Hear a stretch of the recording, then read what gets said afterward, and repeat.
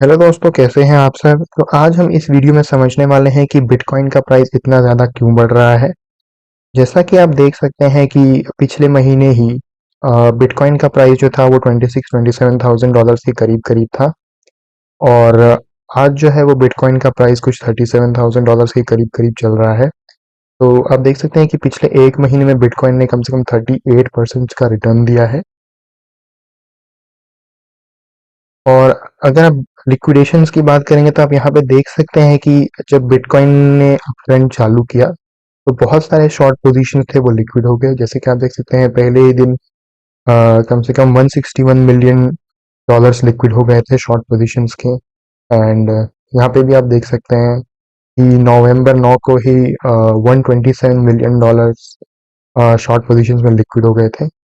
तो ऐसा क्यों हो रहा है, बिटकॉइन का प्राइस क्यों बढ़ रहा है, इसको हम समझने का प्रयास करेंगे। तो चलिए आगे बढ़ते हैं। बिटकॉइन का प्राइस बढ़ने के मुझे तीन ही रीजन समझ में आते हैं। तो हम उन एक एक रीजन को समझते हैं। तो सबसे पहला रीजन है बिटकॉइन ईटीएफ। तो जैसा कि आप यहाँ पे देख सकते हैं कि यहाँ पे बहुत सारी कंपनीज हैं जिन्होंने बिटकॉइन ईटीएफ का प्रपोजल दिया था। एंड यहाँ पे आप देख सकते हैं कि यहाँ पे दो कंपनीज हैं, Hashdex bitcoin ETF and Franklin bitcoin ETF, जिनका डेडलाइन 17 नवंबर का है। एंड एक और देख सकते हैं ग्लोबल एक्स बिटकॉइन ट्रस्ट, इसका जो डेडलाइन है वो 21 नवंबर का है। तो इन ये सारी कंपनीज हैं जिन्होंने बिटकॉइन ईटीएफ के लिए फाइल किया था। एंड यहाँ पे देख सकते हैं कि जिन कुछ कुछ लोगों ने फाइल किया था बट वो एप्लीकेशन रिजेक्ट हो गए।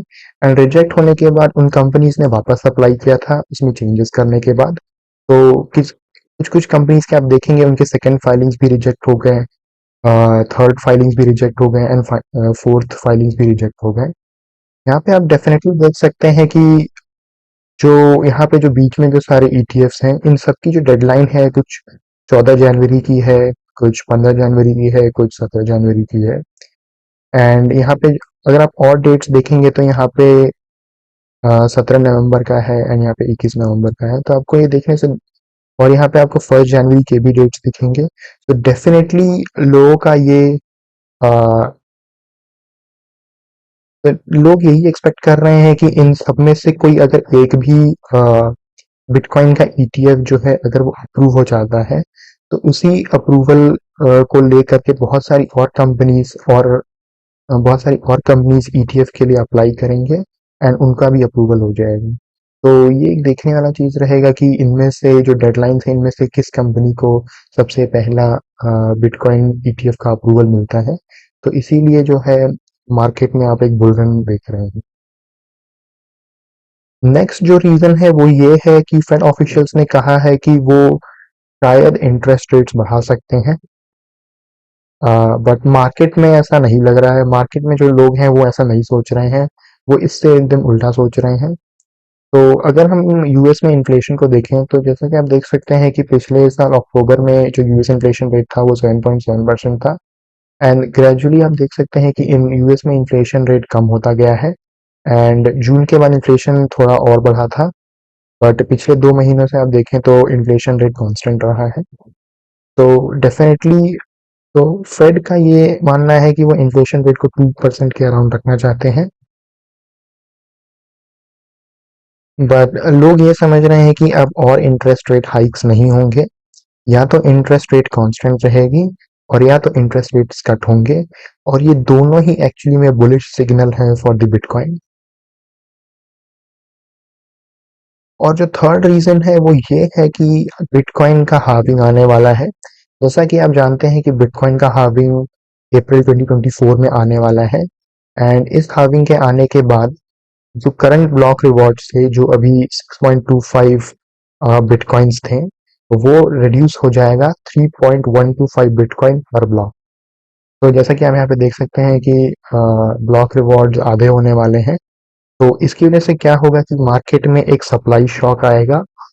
और जैसा कि आप जानते हैं कि बिटकॉइन का डिमांड तो बढ़ ही रहा है बट सप्लाई में कमी आ रही है। So, इस कंडीशन में बेसिकली यही होगा कि प्राइस को ही एडजस्ट करना पड़ेगा।